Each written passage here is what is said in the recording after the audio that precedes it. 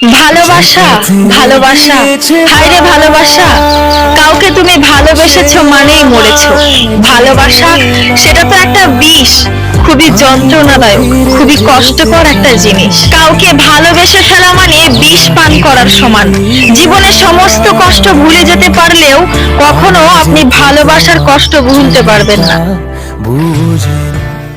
সবাই একরকম নয়, কিছু প্রেম আছে যারা বিয়ে হওয়ার পরেও একে অপরকে ছাড়া একটা দিনও কাটাতে পারে না, খুব কষ্ট হয়। প্রিয় মানুষটিকে কেউ পেয়েও হারায়, আর কেউ বা না পাওয়ার যন্ত্রণায় সারা জীবন কাটায়।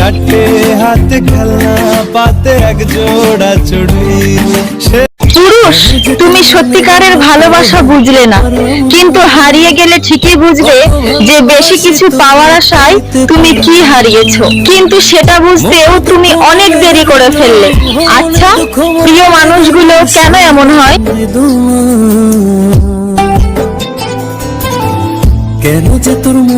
সমস্ত বিবাহিত পুরুষদের উদ্দেশ্যে বলছি, ভাই, কখনো বউয়ের কথা শুনে মাকে আর মায়ের কথা শুনে বউকে বিচারের কাঠগড়ায় দাঁড় করাবেন না। কারণ একজন হচ্ছে আপনার জন্মদাত্রী, যিনি আপনাকে পৃথিবীর আলো দেখিয়েছেন, যিনি আপনাকে জন্ম দিয়েছেন, আর একজন হচ্ছে আপনার জীবন সঙ্গী, যার সাথে আপনাকে জীবনের শেষ নিঃশ্বাস ত্যাগ করা পর্যন্ত, মানে মরে যাওয়ার আগে পর্যন্ত যার সাথে আপনাকে জীবন কাটাতে হবে। এদের দুজনের মধ্যে একজনকেও কোনোদিনও আপনি একটুও কষ্ট দিতে পারেন না।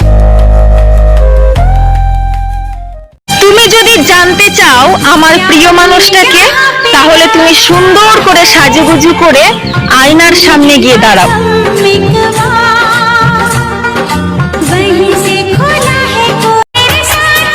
রঙিন হও, তবে রং বদলিও না।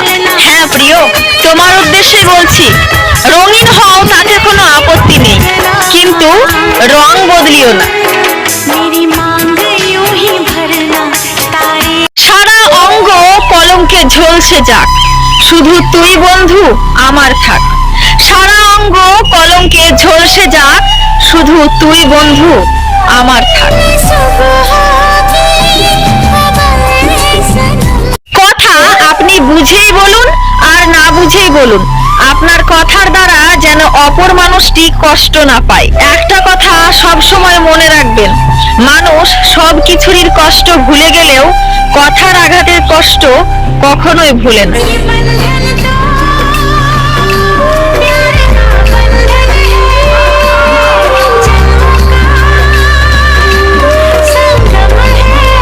এই যে পুরুষ, কম বয়সে বউকে যতটা অবহেলা করবেন, বুড়ো বয়সে তার দ্বিগুণ অবহেলা আপনি বউয়ের কাছ থেকে ফেরত পাবেন।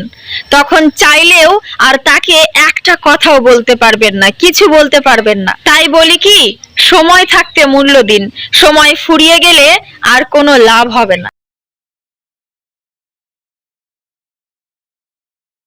এই যে পুরুষ, কম বয়সে বউকে যতটা অবহেলা করবেন, বুড়ো বয়সে তার দ্বিগুণ অবহেলা আপনি বউয়ের কাছ থেকে ফেরত পাবেন। তখন চাইলেও আর তাকে একটা কথাও বলতে পারবেন না, কিছু বলতে পারবেন না। তাই বলি কি, সময় থাকতে মূল্য দিন, সময় ফুরিয়ে গেলে আর কোনো লাভ হবে না।